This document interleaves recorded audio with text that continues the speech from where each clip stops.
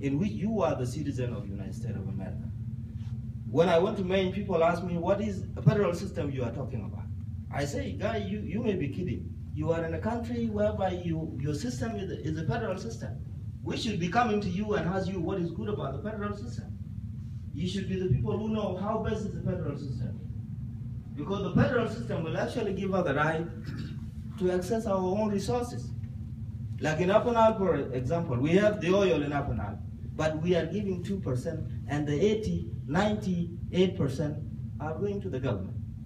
Not all the government, but in the individual pocket. That's why when we run out of Juba, you think that we have money. We don't have money. When I left Juba, I have only 1,000 in my account. Who could believe this? Because if you happen to be serving the government now, you think you're doing the right thing, you are the victim. You must be loyal to the leader, build him or her a house, and then you will get the money. If you don't do it like that, you will have nothing, and you will end up being the bad guy.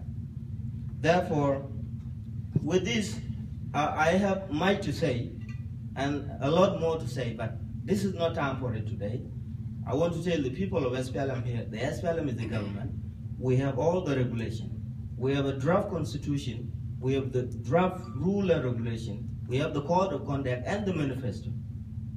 You also are the SPLM leadership here in Tennessee, should be looking at us, and we will be organizing ourselves to come and give you more training to be a better cadre in this party, to work within the system of the SPLM, to be better disciplined, and to go out, tell people, and preach about the SPLM in opposition, objective and goal and vision.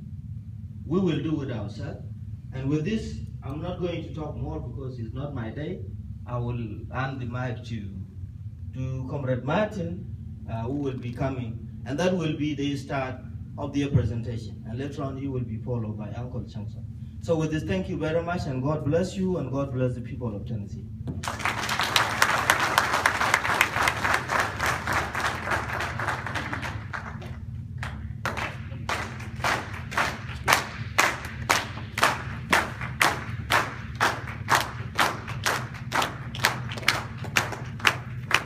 Have a seat. Good afternoon, Tennessee. How are you? You all fired up? All right. Well, I'm not going to talk too much. I don't like talking too much. I'll just do my quick thing as usual.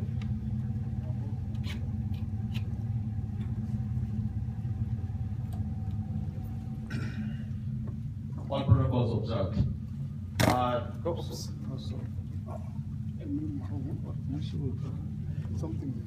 Yeah, this probably goes together. Anyway, it's still working. It's still working. Yeah. It's still working. It's still working. Just separate It's a wire. It's open. The switch. Just leave it like this. The switch. It's working. It's okay. Hope it's all right. I would just like to give a background information a little bit. For the benefit of some of you who might not know, this meeting or this visitation did not just come out of the blue. In December 2014, we met in Pagak. While in Pagak, your delegates extended an invitation to the chairperson of the Finance and Resource Mobilization Committee to come and brief the people here in the United States and elsewhere around the world regards to resource mobilization. In response to that, a request, a letter of invitation was sent to the chairman. The letter was then forwarded to the chairman of the movement, Dr. Riek Machar.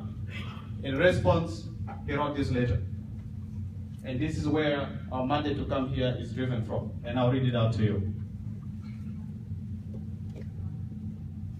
This letter was written. The reference is a long statement you can see up there. It's dated 8 April 2015.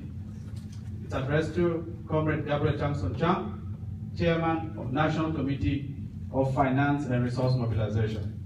Subject: SPLM SPLA Finance and Resource Mobilization Delegation to USA and Canada.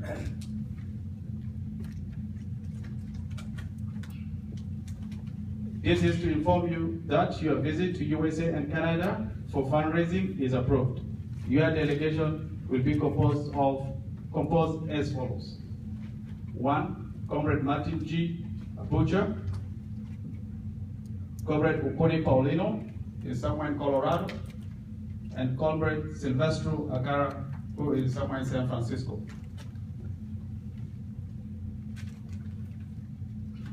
It's signed by the chairman on April 8th, stamped, and an official copy was sent to the Office of the External Relations, of which automatically is copied to all the foreign offices and representatives around the world. Thank you.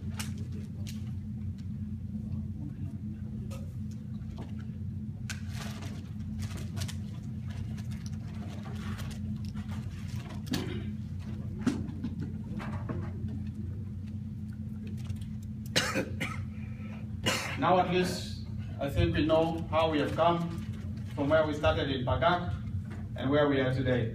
I wish it was easier to put all this presentation on the screen, but it was not very easy realigning the projector here, so you will have to bear with us, even if it looks a little bit crazy, but I think most important, just get the meaning of what we're saying.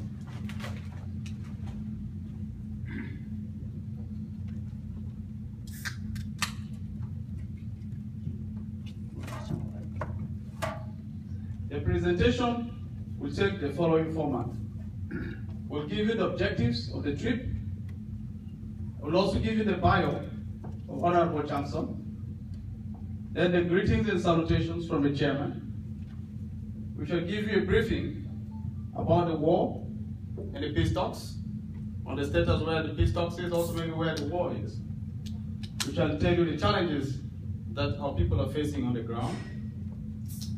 We shall tell you what we expect of your responsibilities.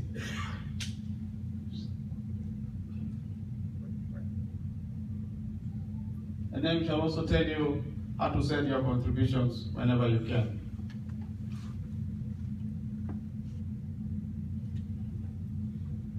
Our first objective to come here is to brief you on the crisis in the country. The country is not at peace. We have serious issues going on. So we'll tell you about that. We shall also inform you about the challenges we are facing at home. What are those challenges? Some of you might already be aware of it, especially those who go home all the time and those who call home all the time. But we would like to give you some nitty-gritty of it, of what they are. We shall also tell you how we can mobilize resources, and you can also tell us how best we think we can mobilize resources. And then we'll also eventually like to have proper links.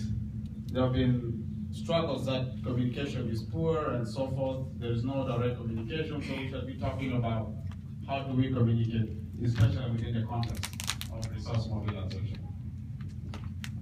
And finally, we'd also like to take the time while here in the United States to be able to inform the political leadership in this country. We'll be going through the states and also be meeting with the leadership of the different states, as well as the government of the United States, and discuss with them how they can be of help to us, especially on the political issues, including humanitarian as well. With that, I think all of you now know who Changson is. He's the chairman of the National Committee for Finance and Resource Mobilization. In brief, this is who he is. Honorable Changson was born in Nasir in 1952. He studied Start of School like everybody does in South Sudan where you were born. He eventually went to Khartoum Polytechnic and graduated in 1978 with a degree in banking. He eventually came to the United States in 1986.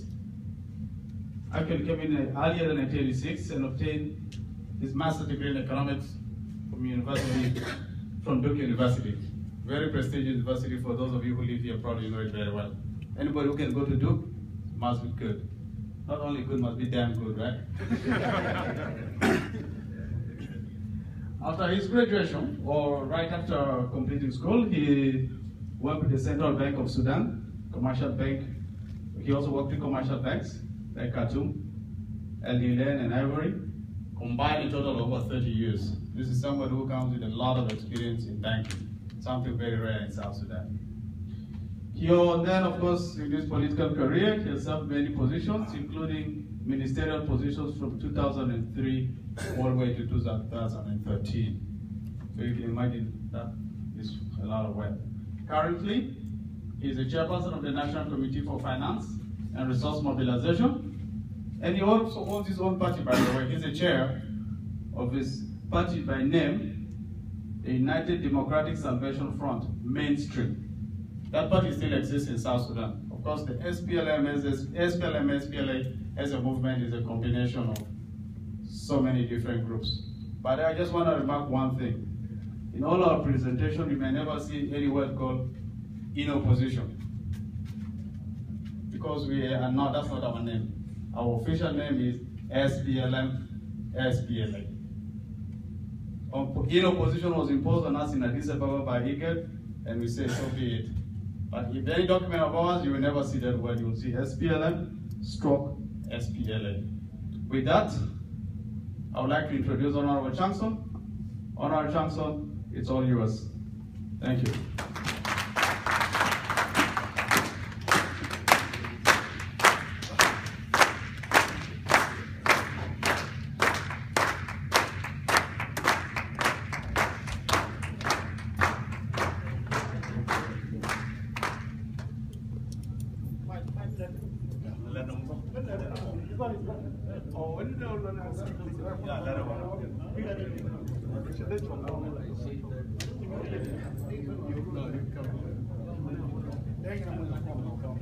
Hey, it's okay. Stay.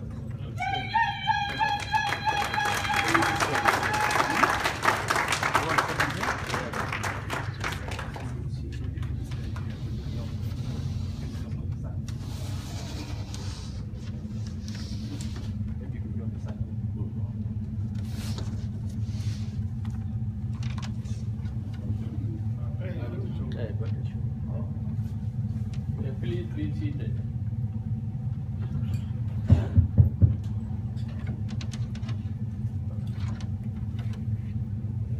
Well, good afternoon, everybody.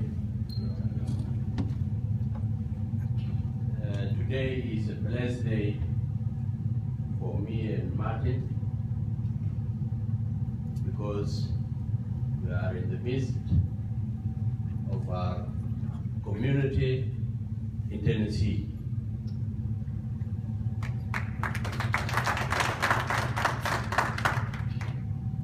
First, we thank you for the reception of yesterday at the airport.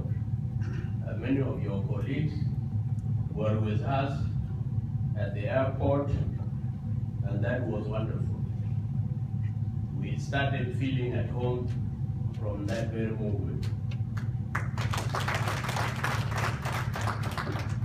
We also thank you for facilitating our visit to the U.S. First, as Martin put it before, you invited us when your representatives were in Fagab to come and visit you here. That invitation made it possible for us to get our visas. Second, you also went further by sending us tickets, which made it possible for us to be here today. Thirdly, the hospitality and the accommodation we got here is highly welcome.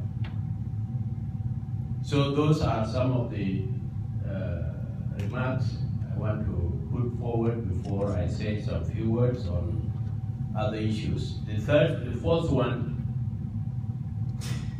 is your contribution you have been making since the outbreak of this unwanted crisis in South Sudan. You have been contributing in many ways. At the family level, then also you have been contributing to support are generous in terms of airtime, in terms of other needs, in terms of medical treatment for those wounded, and in many ways. And all of us there at home, we appreciate that. Lastly, we want to also pass to you warm greetings from our leadership. As Martin just read the letter from our chairman, this visit is well coordinated so that we come and dialogue with you and see what you can do for yourselves and for our people and our country. So the leadership of SPLA is greeting you, and they wish you all the best in your endeavors.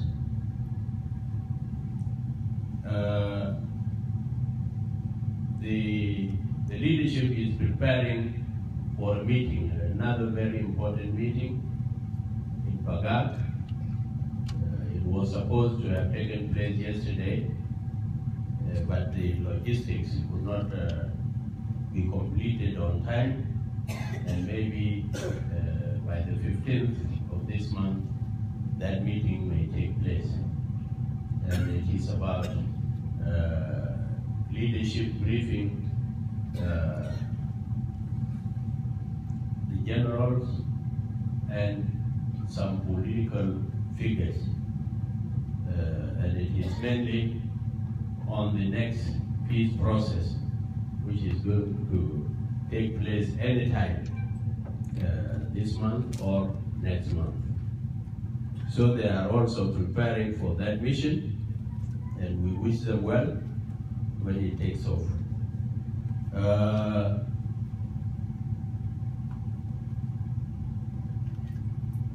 Now we talk about war and peace. What do we want to tell you here? You see, war is a difficult thing. It's a very bad thing. You are always kept at your toes.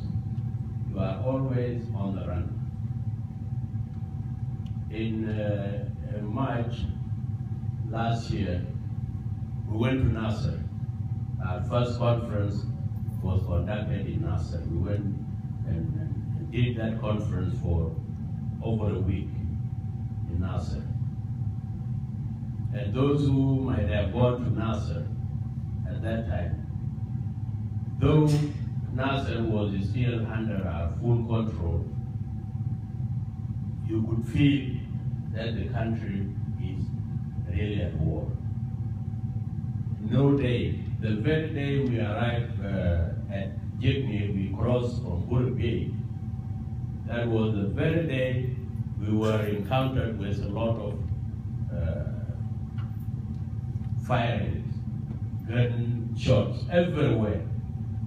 So we were wondering, what is happening?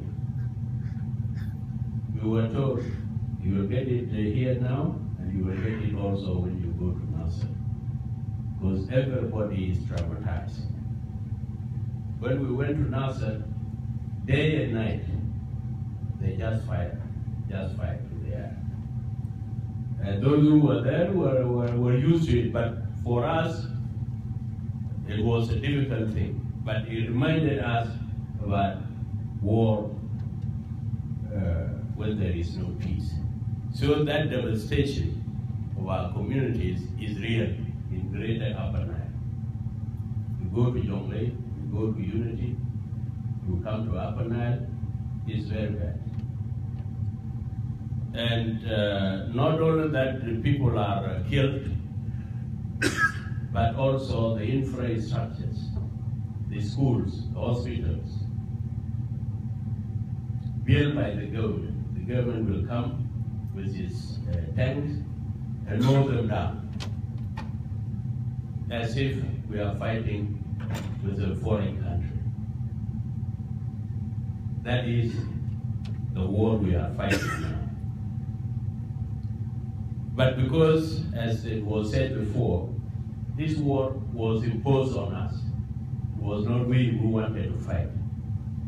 In December 15th, we can give you a lot of background about how it started, but it will take the whole day, even the next day.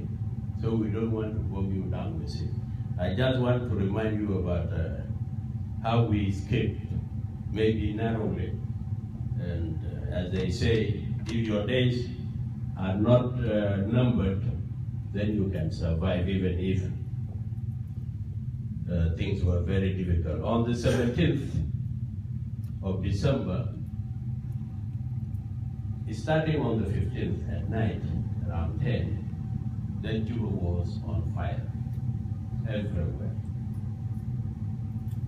We thought that it was a military takeover, the coup, but it persisted on the 16th, during the day, night, and on the 17th. People were not sleeping. Dr. Riek and Taban, Madam Angelina, escaped on the 16th night. So they found their way and they went out of Juba, crossed the Nile near Terkaka, and went to Jonglei. For the rest of us, it was very difficult. And on the 17th, they had to come and attack us. On that morning, they started attacking the house of Dr. Riek, which is about 2 kilometers away from my house. And they did a lot of damage.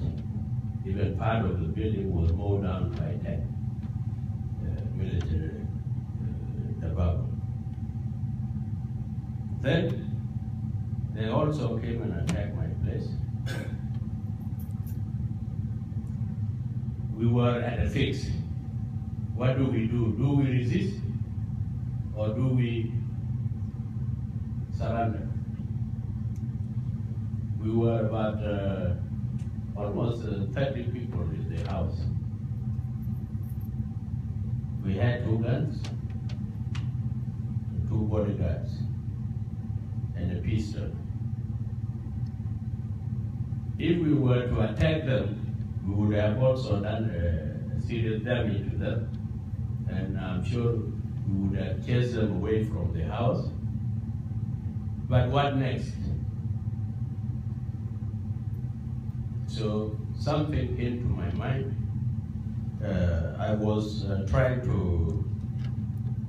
I was talking with General Changson Lew and also to Jimmy's Woods to send us bodyguards to come and protect our house, because we were the only, it was only the Nuer house among about 7 Dinka houses plus the commissioner of Juba town.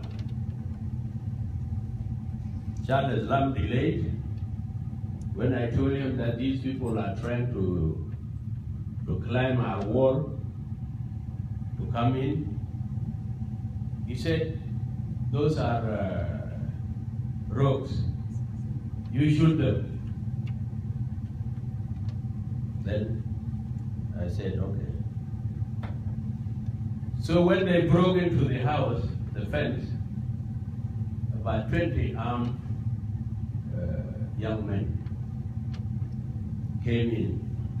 Then something came to my mind, which told me that don't resist. You just go out, and if they want to kill, let them kill you. So I told my wife, all the children, we came out. They lined us up, asked them what is happening. Oh, nothing, nothing.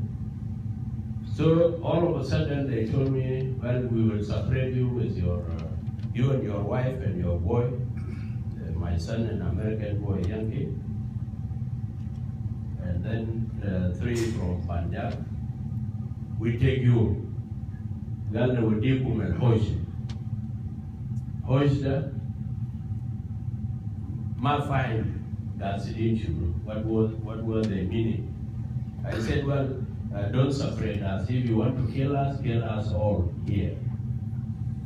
No, we will not kill you. It was a serious argument until these youngsters told me, you go. And then before we went, they started looting the house. And that was what gave us comfort, that okay, the aim may be not to kill, but to loot. So I went, and Hoshel Galuda, they made the race. I went and ended up in the house of the president, which I found was turned into a military barracks. Lot of tanks, everything. Then a young officer who knew me went in. At that time, the president and his security team were meeting. James was those of the national security, all of them. Then they were told Changson is brought here. Then they sent me this man, Sulfur Mato, who had been retired 2-3 years back. He was in military uniform. When he came, he said, what is wrong, Changson? Even now, when and Manasseh Magog are telling me, you go and rescue my people, because their houses are under attack. Then I told him, well, I'm brought here as hostage, and my house has been attacked. I left more than 20 people there. I don't know their fate. He said, well, your house was attacked because when the house of Dr. Rio was being attacked, your bodyguards fired from there. And the place is very far, even you cannot hear. So good that we say, myself with a far Cadiz. Home machine fi Morka Jewel Moya. Cadiz is a gari akul far, gari akimat Jetta Bubar fi Washi. Fi Bar fi Bubar. So that's a but fortunately,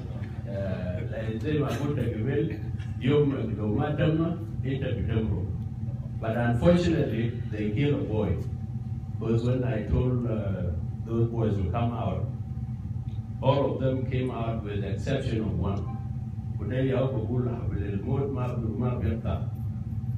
He was so afraid, he went and hid himself under this one mattress. So when all came out, some of them went in to check whether there are people inside. They went and shot him. He bled to death during the day. Fortunately, when I was taken to the house of the president, Charles Lam sent the bodyguards. So while we were away, they were engaged also in looting. And the bodyguards of Charles came and rescued those boys and took them immediately to UN camp on the 17th. That was how they survived, and we also survived with the exception of that unlucky boy who was killed. Go on, Martin. The forces actually, as we said, the war has been imposed on us, so we have to resist. And to assure you that what is happening in South Sudan is even worse than the war we fought with the Arabs. It's a merciless war, it's a very brutal war. But our forces are resisting. Now, if you compare it with our resistance with the North, there is no comparison. And that's why sometimes the Americans will tell us, well, you people, two things are not clear from you. One, the political message is not clear. And I wish I will meet some of them, or we will meet some of them, to tell them or to ask them what is not clear. If there is something not clear, then we are ready also to explain to them. And we have been in touch with them all along. Second, they say, you people, how can we help you?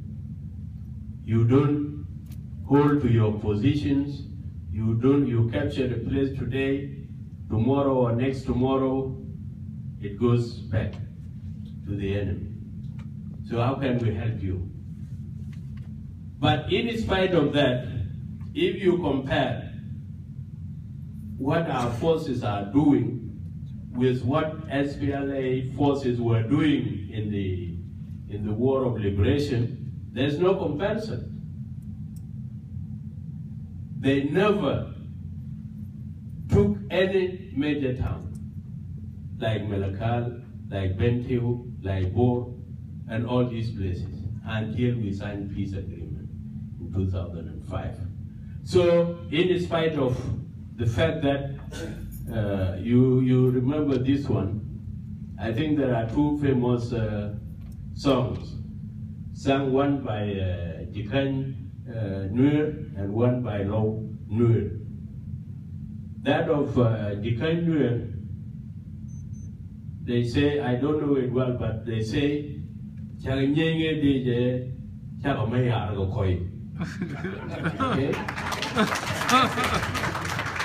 This is very important. They are referring to the 3 wars they fought in Malakal. When they move from Nasser area, most of them they go with their sticks in their hands. Yep. But when they come back with a lot of guns. Okay. Where did they get them? And that's where that's where that song came in. Those of Changson Lew, they also have a very unforgettable song, which they say, "Kamdagajang telomalejhu, Kamdagajang telomalejwa."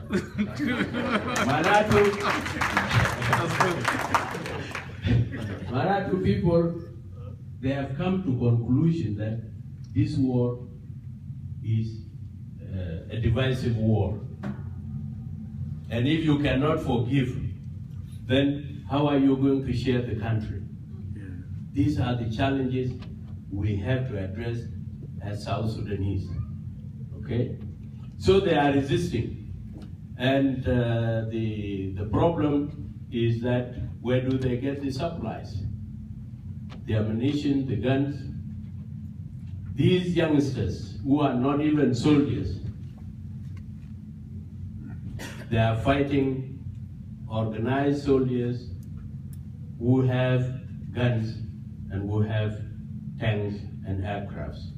And that was why in in January, you heard about how logical the youth were trying to march to Juba, about 25,000 of them.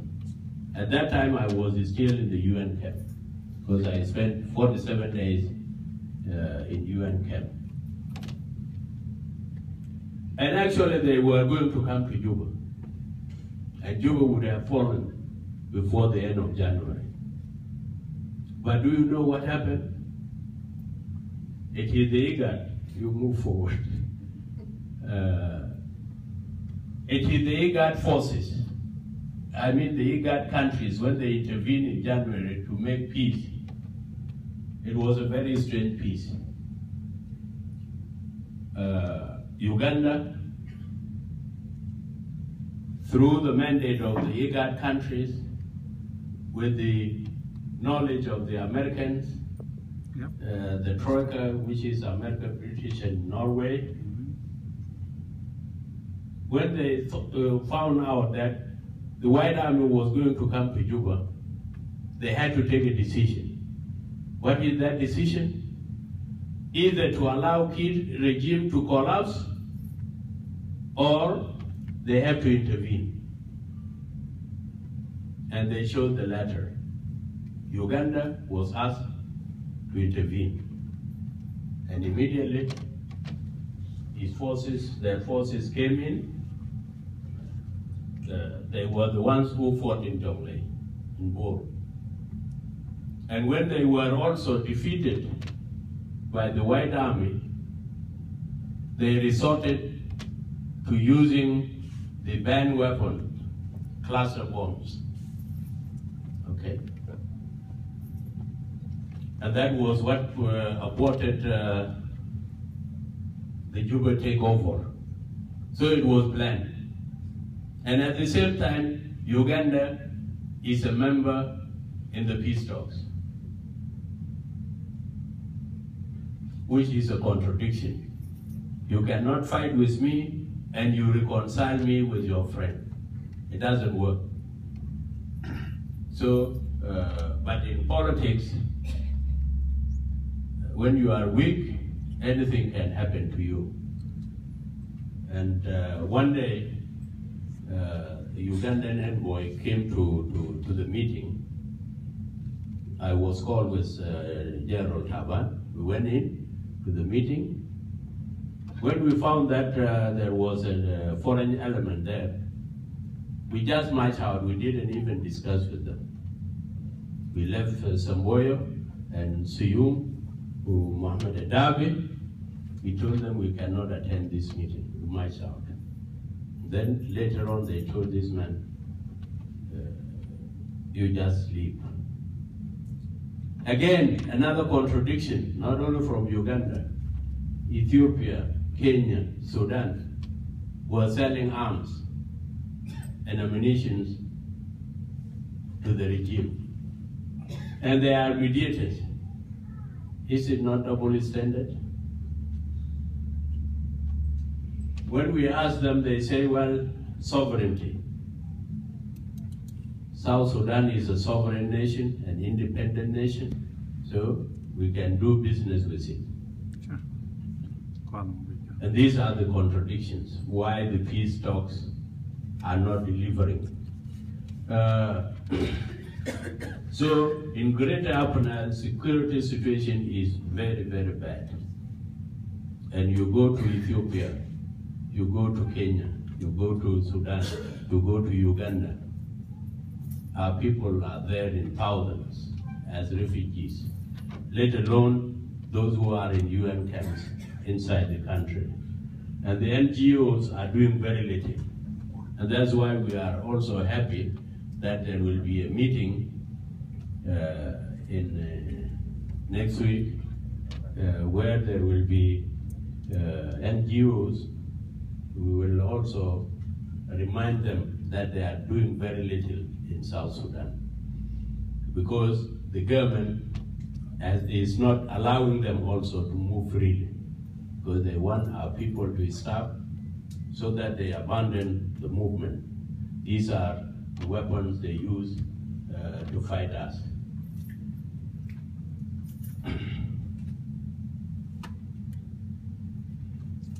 With the peace talks, it's very difficult.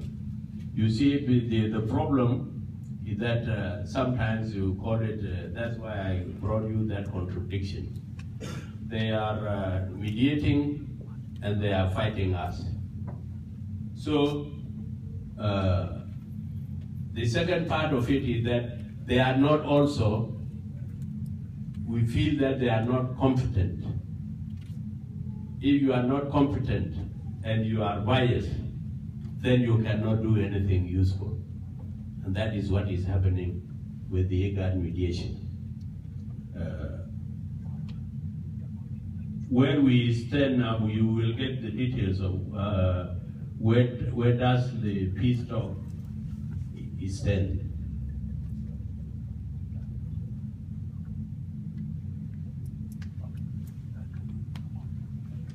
The sticking points in the negotiation, we have made a number of areas.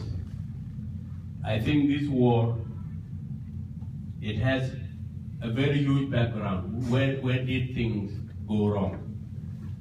I think in 1947, if you remember, Juba Conference, where South Sudanese demanded for a federal system.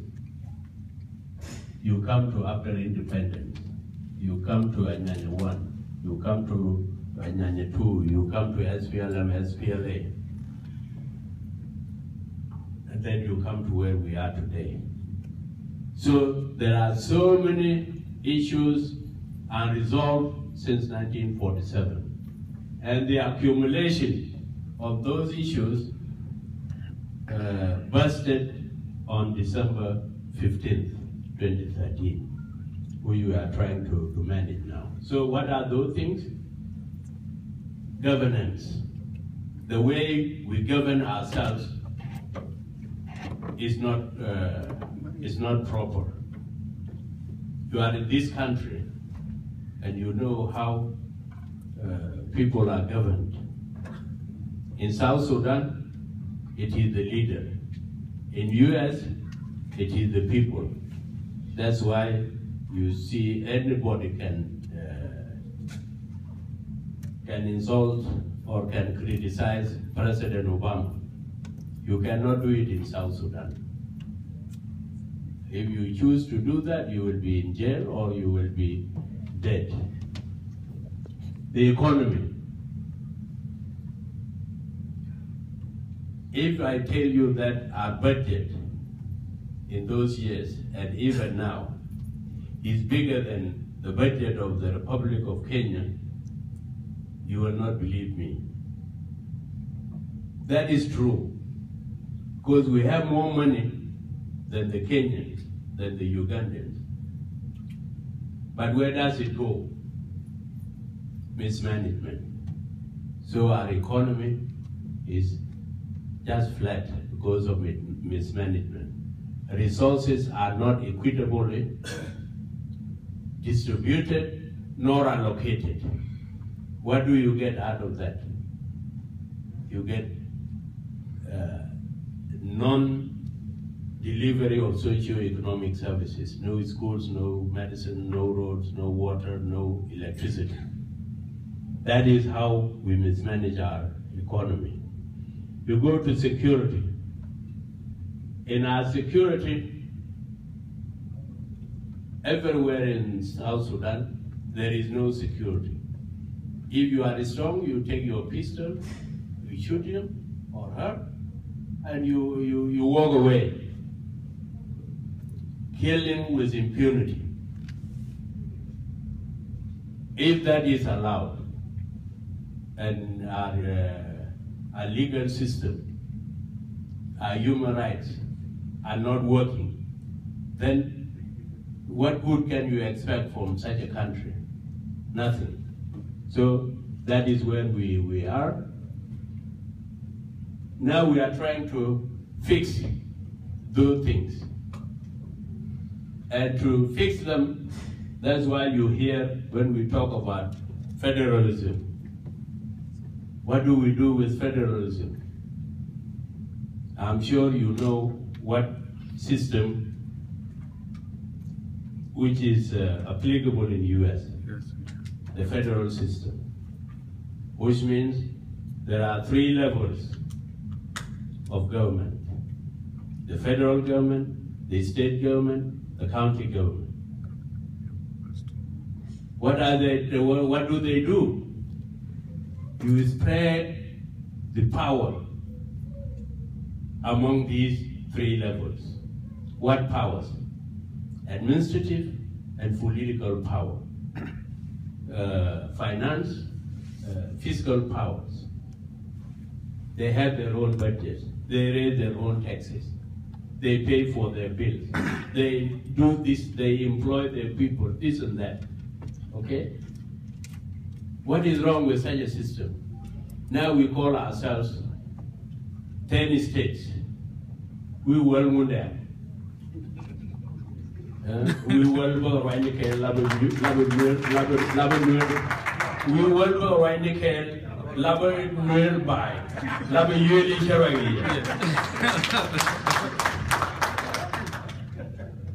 we went to and federalism, Nike 1800. I wouldn't want to go quit at home. Sorry. I'm saying the 10 states we have are federal in nature. Why don't we call ourselves Federal Republic of South Sudan? Okay, because we are already federal. Okay, and these 10 states were predicted by Mundeng, the new prophet, in 1800s, that there will be 10 states and they will be governed by a new president.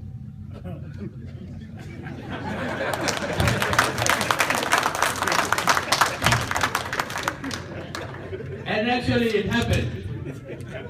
It happened in 1994. That was the time Sudan divided, adopted the federal nature of governance. There were 15 states in northern Sudan, the whole east, west, and north. And then when they came to establish the same states in South Sudan, they settled for 9, so that Sudan would have 24 states. But because for the prophecy of Mundeng to come to rule at 0 hour, midnight in 1994, Joy Komor, who was the vice president, came up with Warab. That Warab must be a state. And because he's the vice president, then Warab was added to fulfill what Mundeng said. Okay? So why refuse that? Okay? So this is a hard fact. So we are federal. What we are saying we can even go to 21 states. Not only 10, we can even go to 21 states. We can even go to more than that. Because what is the purpose? The purpose is that we want power, political power, to go closer to the people, so that the people in these states, they elect their governors, they elect their commissioners, they elect their MPs, and they become accountable to them. If there is anything wrong, they remove them. Or they wait until after 4 years, and then they say, no, we cannot mandate you again because you have failed us. You said you will do this and that, you didn't do it. Now, what we are fighting against is that, no, we go back to centralism. We control everything in Juba. That's bad. When it comes to resource allocation, Martin will witness that. Unity and Upper Nile, these are the states where oil is produced. And the government of South Sudan, up to now, is dependent on oil by not less than 95% of its revenue. And it comes from only 2 states. But do you know what they get, those 2 states? They get only 5%. If we tell you now, I don't know what good example can I give. If you build a house, 10-story building, and then the government comes to you and say, you take 1 floor The other 9 floors, I will distribute them to those who do not have. Will you accept that? Okay. This is exactly also the same. You come and get the resource under my land. Then you say, though it is under your land, I will take it out. I will only leave you with 5%. The 95%, I will take it and give it to those other states who do not have. And because of that, Upper Nile and Unity are among the forest. Because where is it? Now if you go to Tarjat, if you go to Rang area, the land is being devastated by environmental impact because the impurities from the crude are just left floating in the land. So everything is dying out. By the time we exhaust the oil production, then the area will not be good for agriculture nor for anything else. How do you compensate those people? Khartoum is interested in the crude. They send back the impurities. It is separated in Jabalin or anywhere there. Then the water is pumped back through the same pipeline to come and flood the area in South Sudan. Can you not also provide for environmental impact so that your people do not also die? So that is why we are saying if these resources are distributed equitably, the only system that is competent to do that is federalism. You take Eastern Equatoria, you take Central Equatoria. The other 5% or 2% of the revenue, where does it come from? It comes from those areas in form of customs and taxes. It is also taken by the federal government. So that is also. Now recently, the last round, we were having high hopes that it would produce positive results, but it didn't. What they have done now is that they are working out drafts agreement, which they may impose on us, on both sides. That we have failed to agree among ourselves, then they have to help South Sudan come to this one, to an agreement. We don't know what they are going to do. Our chairman has been in consultations with IGAD. IGAD is actually Intergovernmental Authority for Development. These are East African countries. It is Sudan, Ethiopia, Djibouti, Somalia, Kenya, and Uganda. And Eritrea. These are the countries that are mediating, plus South Sudan. So the mediation is not going very far. As I said before, maybe because of bias, because of interest, and all these things. Now, in the negotiation, these are the main issues we have been discussing. System of governance, that is about federalism. I just explained. Number 2 is structure and leadership of TF Gono. that is Transitional Federal Government of National Unity, which was proposed in May last year by the IGAD. Now, there are two options. What will be the leadership of that? What will be the structure of the new government?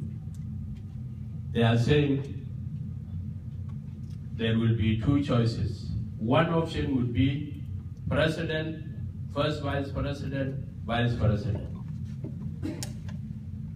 If that structure is accepted, then it means Kiir will remain the president, Rio will be the first vice president, Wani will be the vice president. This is based on the reconciliation of SPLM factions. SPLM, as we speak, it has three factions. It has the government faction, it has our faction, and then it has the former detainees faction. So that is one structure. The second structure is president, vice president, and prime minister. The difference between the two is that the first one, you go back to the SPLM structure, which is the current one. The second one is that, so in that case, you assume that it is one party leading the government or ruling the country, so it will be in that form. The second one is president and prime minister. This one shows that power will be divided between the government and the opposition, so that everything is shared in that manner. So we don't know which one the IGAD will work on. So we differ here. We are still differing here. The third one is structure and composition of national, state, and local government. Now, this is another problem, and I don't know how we are going to come out of it. We are saying if any agreement is signed, then all the government structures will be dissolved. You will dissolve the executive from national up to county level. They go, and then you reappoint new ones as per power sharing ratios that are going to be agreed upon. The government and the former detainees are saying no, they will only accept the dissolution of the national government. But the parliament in Juba and in the state will not be dissolved. The state and the counties, no new governments. They'll go with the governments which are there now, which are government of Kiir. The IGAD is also supporting them. And that's where we have a problem. We say no, it cannot work. Let us do it as CPA. All these institutions are to be dissolved and to be appointed by power sharing ratios. Now, the IGAD, in the power sharing ratios, the IGAD went and proposed that the government takes 60% of power. Then they gave us 30%. And former detainees and other political parties, 10%. We are saying, how come we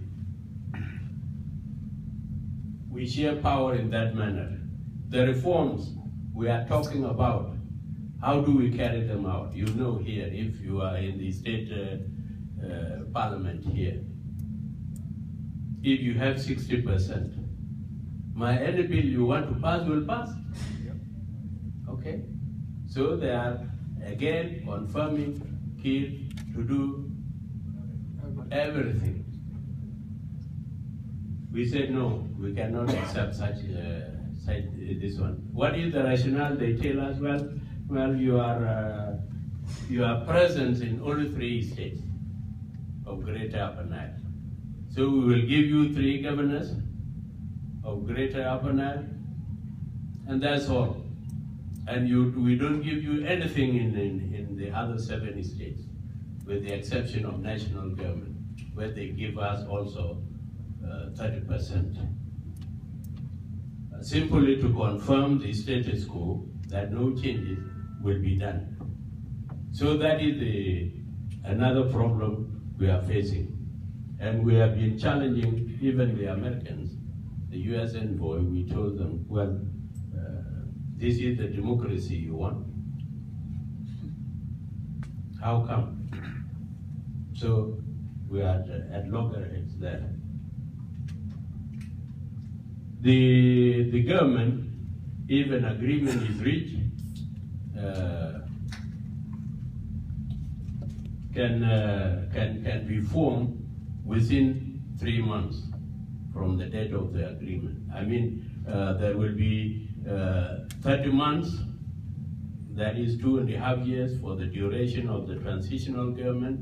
There will be 3 months pre-interim period. So all in all, it will be 33 months for that government to work. And then how do they work? That is another problem, because if you give everything to the ruling party, then it means that such a coalition will not last. Now, transitional security arrangements. Here, we are at a deadlock. Now there is a misconception or intention to deceive. You have been hearing that the IO, that is the opposition, is calling for 2 armies in one country. That is deception. That's not what we are calling for. We are saying the government forces and our forces will be kept separate for a period of time. To do what? To restructure them. Okay?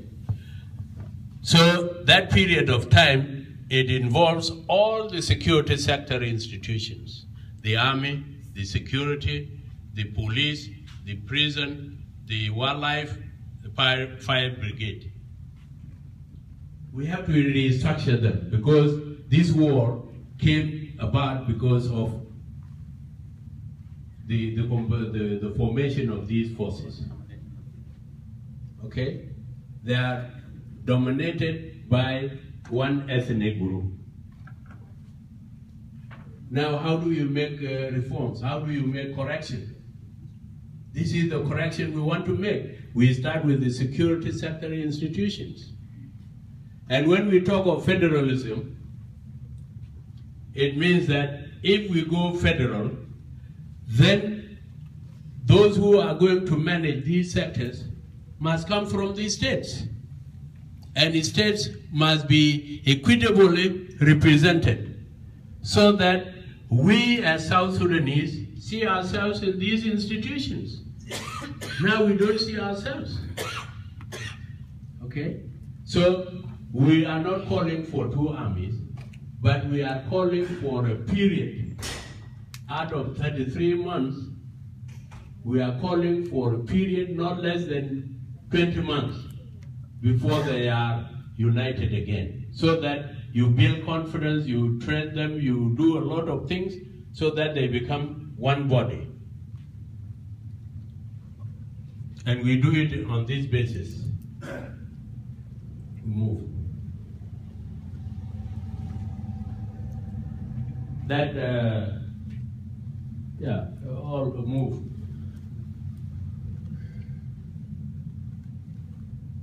So that you have an army, a police, security that are representing all of us, not only one ethnic group, because we don't want the repeat of 2013. Otherwise, if we don't reform that security sector, things will also happen again the same way. Then what are we doing? And by the way, in the whole world, this tragic event that happened in South Sudan, where one ethnic group was massacred is a tragic event. But if we as South Sudanese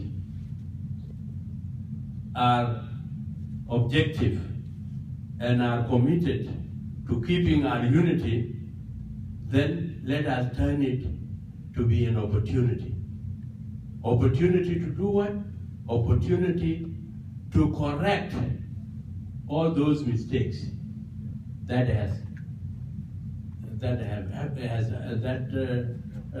happened since 1947. This is what we are calling for.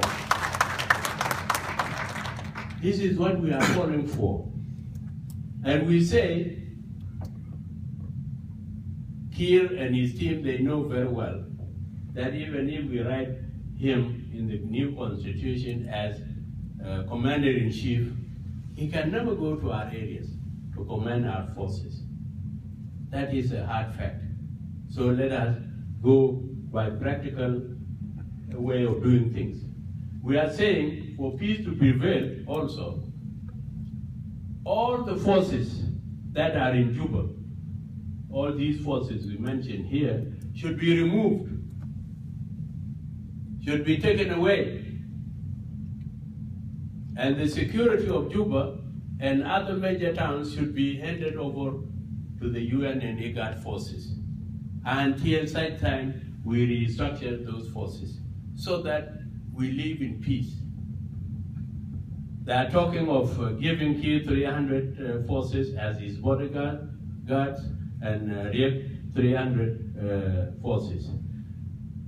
We can accept that, but will Kiir accept to be protected by 300 Manyar Manyong? So Kiir will not accept. Even if you give him 10,000 and you give us 1,000, he will not be at ease. Okay?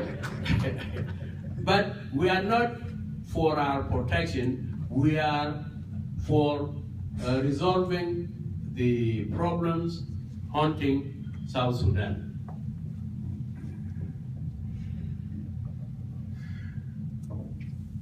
Now the reforms. This is, we have touched on this one also. If you go now to Juba, okay, even those who attacked my house and those who attacked many people, they were security organs.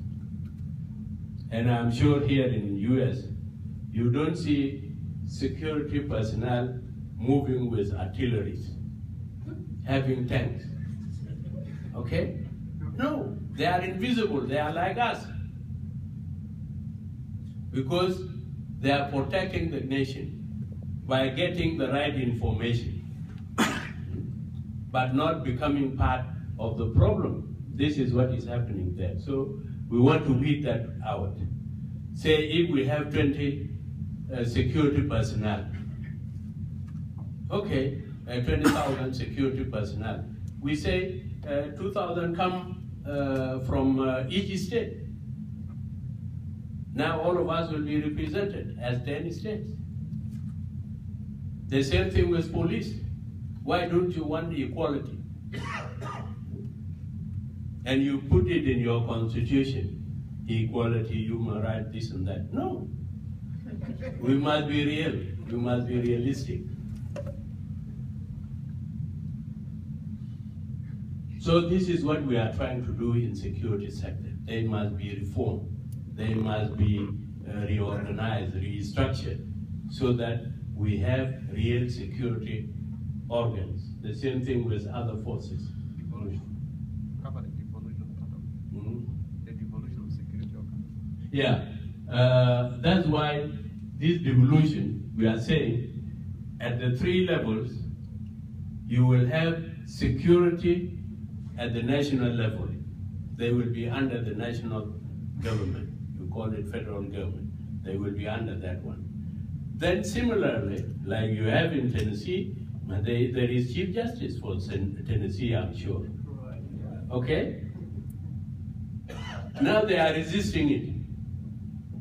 When we say there is a security organ for Tennessee, which is it has different functions than the federal security organs. Why not do that one? Because what is power? Power must be with the people. It must not be on the top.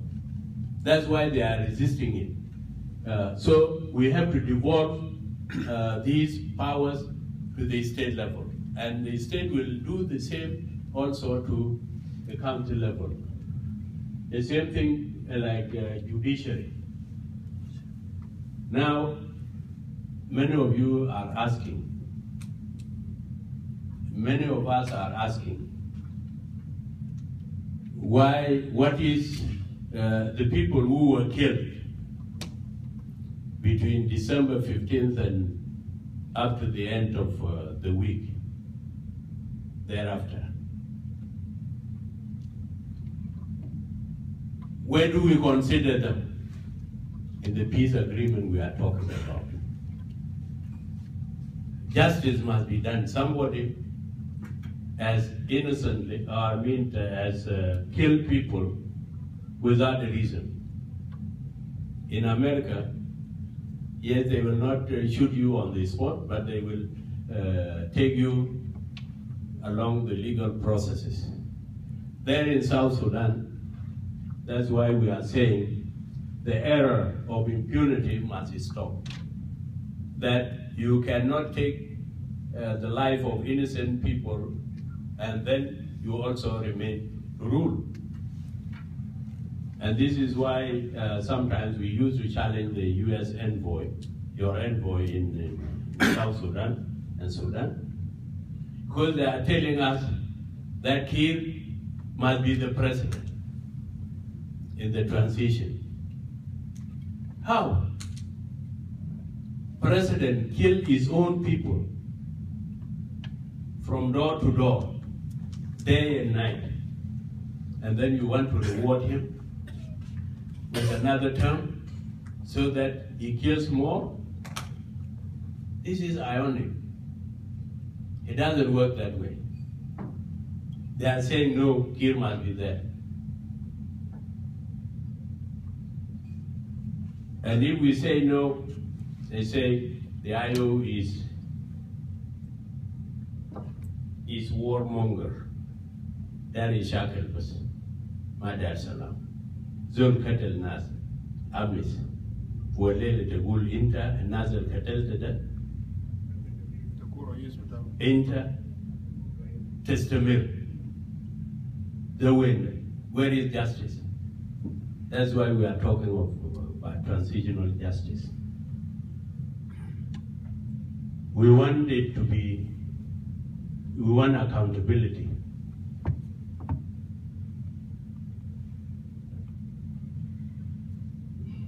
We are proposing that there should be a commission to deal with transitional justice. You cannot reconcile if you don't admit that you have made mistakes. So this is what we are saying, that let us accept that something went wrong and that thing has to be resolved so that it doesn't repeat itself. We are saying there should be accountability for those who perpetrated the killings. They must be brought to justice from top to bottom.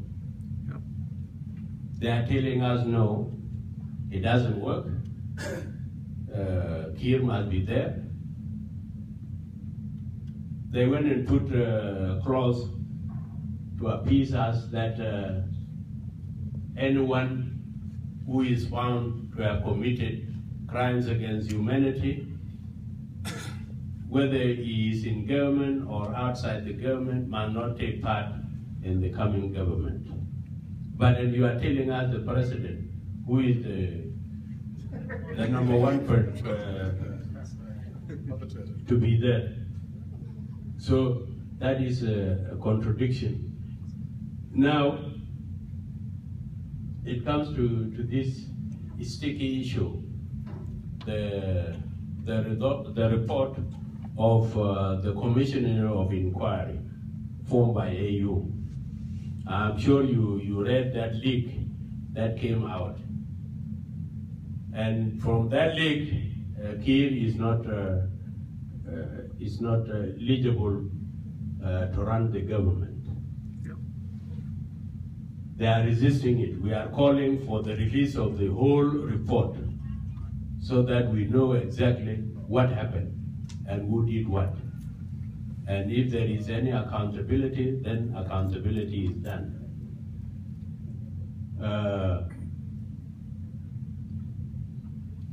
This is what we touched on before, transparency and accountability. If you go to South Sudan, as I said before, we have a very huge budget, bigger than that of Kenya. But if you go to Kenya, you find highways like what you have here in these states. Okay? Where does that money go? It is going to wrong hands because of lack of transparency and because of lack of accountability. When you ask, you have a parliament which is a rubber stamp, okay? It should be the parliament like the Congress.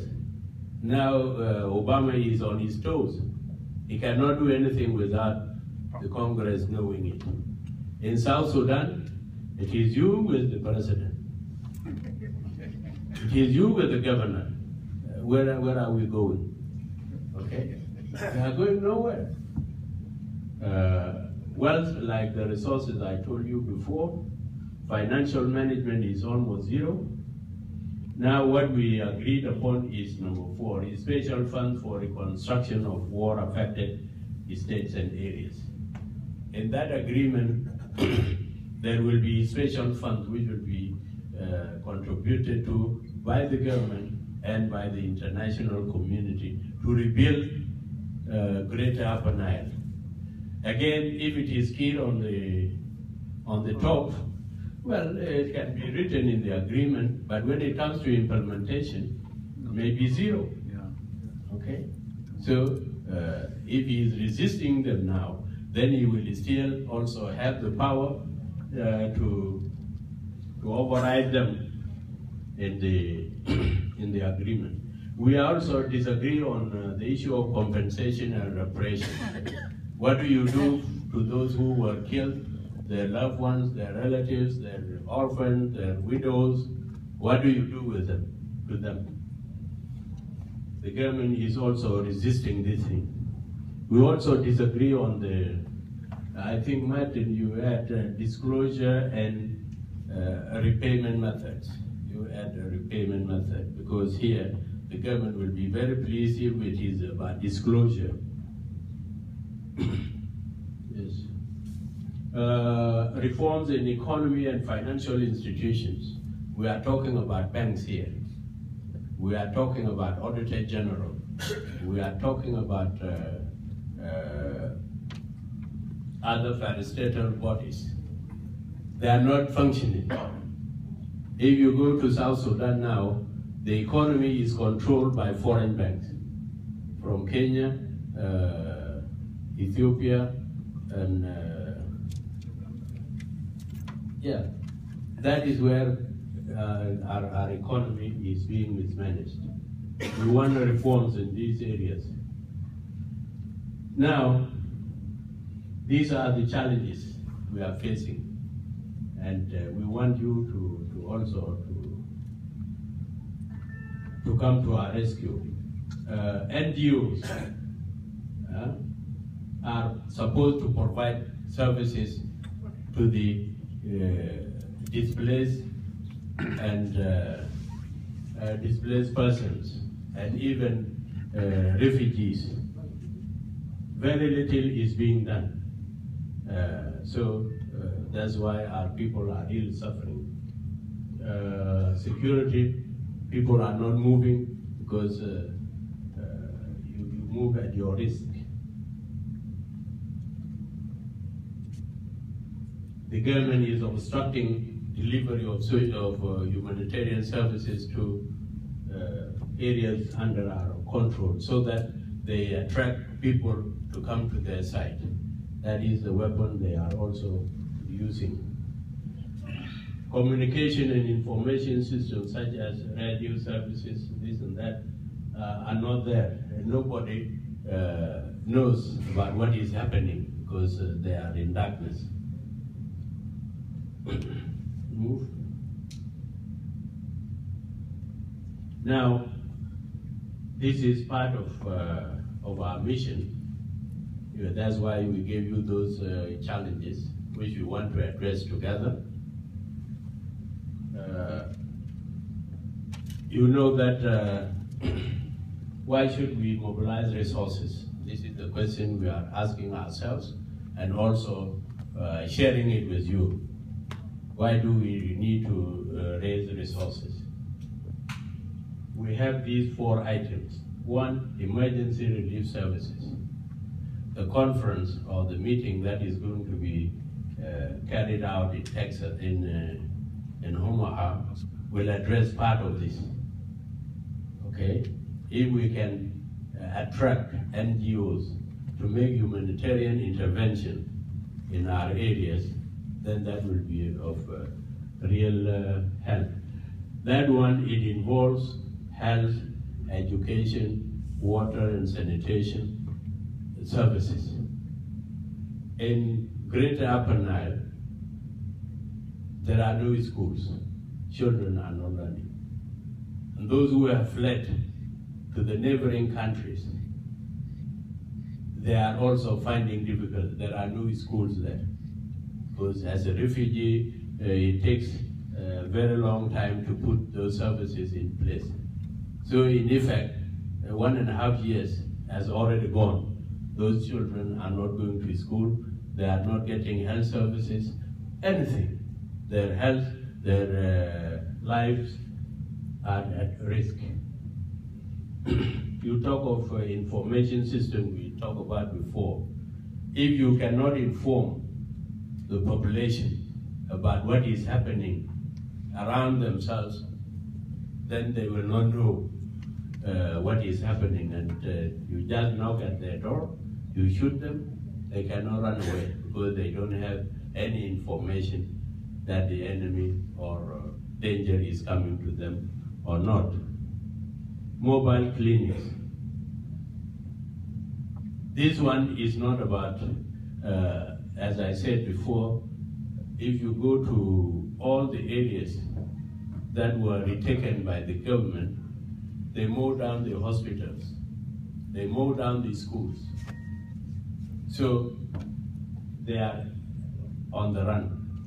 The best way would be if you have resources, then you create those small mobile clinics, because they will move with the people. They'll move with the people so that they get those services. Nothing is there now. Communication gadgets, the same thing. So these are some of the issues we have to address.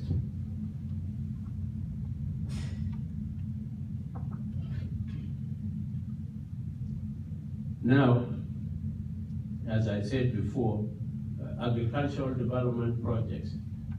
We are not talking about big ones now, but we are talking about in those areas for human survival. If they have implements to farm, to get food for themselves, that would be of great need. The bigger ones will come later on when there is peace. Infrastructure development programs. If we are to bring peace tomorrow, we should also make public awareness about the US community, the other communities, that South Sudan can be a better place for investment in the future. So it's not a bad idea to think in advance.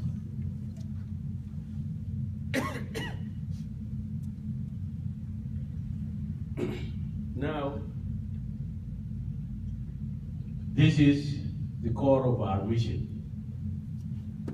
Why do we come and appeal to you that let us raise funds for some of the reasons we gave you earlier? I think you are a force to be reckoned with. According to our information, in US, Canada, and Australia, especially the Nuer community, they have no less than 150 to 200,000. You are in these countries. And we are telling you that you are a force to be reckoned with. And we have been wondering why you have not yet put a representative or a senator to the Congress. It's a challenge to you and it is a challenge to us because we think that you can do it. Obama did it. They are only 12.5% of the population of the US, and he became the president of this country. Why don't you think in those lines?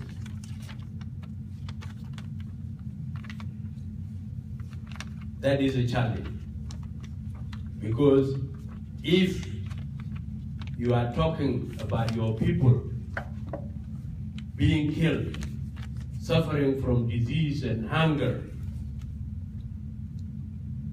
and your voices are not heard in Congress, it's because you don't have any representation. Yeah, that's true. Can it not encourage you to have one or two? Even this dream of Obama is a Kenyan. His father came in the 60s to study here. Can you not dream of ruling Tennessee one day, and not far distance day, you will say, who am I? I'm just a refugee, was given an asylum. So why should I do that? This is what I say, and take this note from me. I tell you, the youngsters, that don't underrate your ability to change things as an individual.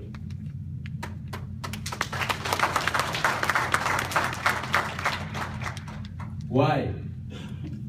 In this room, we have so many different elements. You have this mic. You have the papers. You have this table.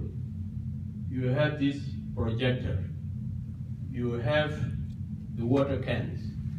You have the clothes we are wearing. You name them.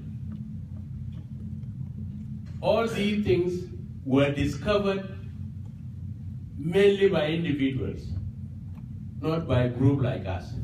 So why not you be one of those important people? So don't say, I'm a bit here, I'm a soul circuit. There is no somebody circuit.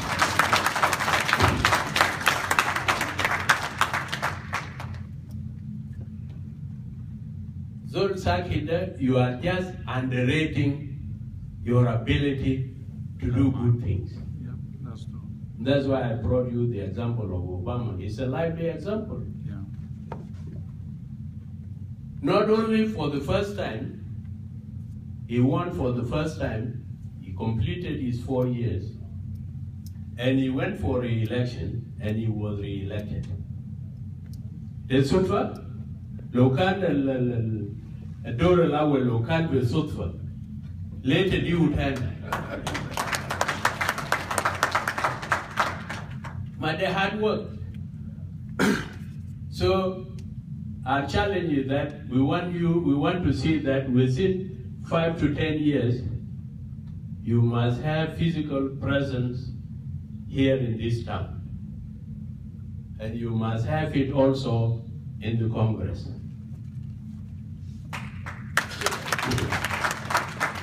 So that when you talk that our people are suffering from diseases, from lack of water, from this one, we call it killings, because there is no democracy. If you have one or two in the Congress,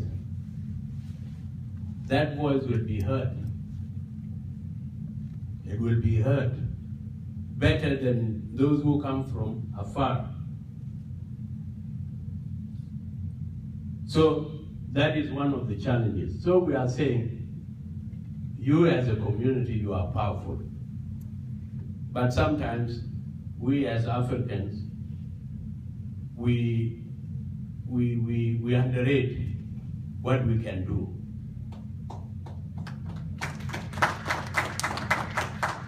In this hall, if we, at the end of this meeting, if we ask you, if we transform this gathering at the end of it, we transform it to a church gathering, a Sunday, and then the Gulia Jama Nejma Kuluzol and Leino fi Jebuda Khalio Kutu fi Sebed. Do you know how much we will raise? We did it in Wulang in 2011 with Dr. Yep. There was a conflict between Nuer and Jikain Law and Jikain and Law Nuer.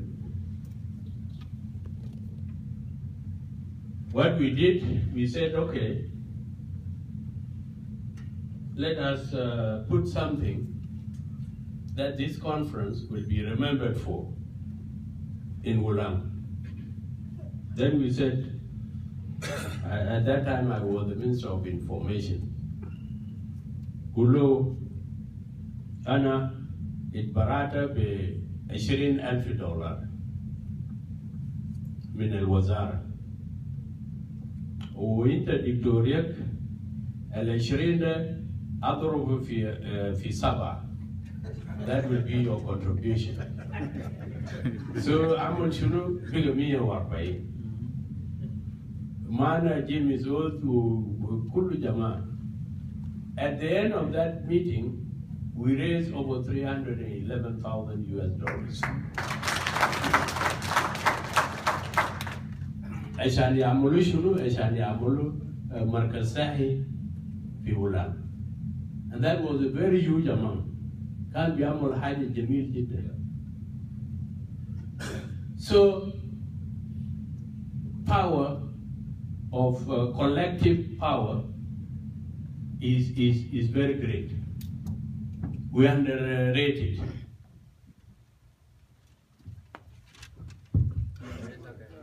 We underrate that power. And that's what we are also reminding ourselves here. That with that power and with our determination, we can also raise not only thousands of dollars, but millions of dollars. We sent you a letter last year. I don't know whether it has been circulated. Yeah. This is after consulting with your representatives here, Canada, and Australia. As I said before, if you have over 150,000 in diaspora, and let's assume that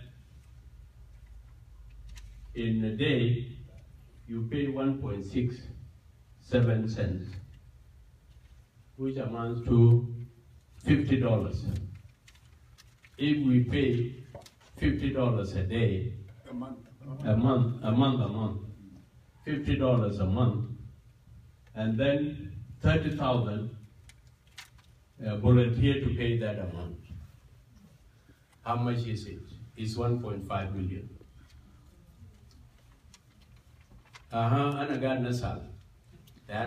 If we ask ourselves now, Inagula, Mafi Gurush. We are very poor. Low 30,000 نفر يجمع قروش ده ويكون 1.5 مليون في شهر ويجي كل شهر في قروش ولا ما في قروش يا جماعة؟ أيوة. والناقص شنو؟ الناقص ده إرادة. إرادة يوم ما في قروش فيه وكلام ده أنا بيعرفه كويس. يمكن تقول ما زول ده عشان كان شغال في بنوك. نعم ده صح. لكن القروش ده حتى في بنوك ما في قروش كتو في محل ويمشي يجورو. بيبدأوا زي كلام اللي بنقوله هسه. اوكي؟ فاشوف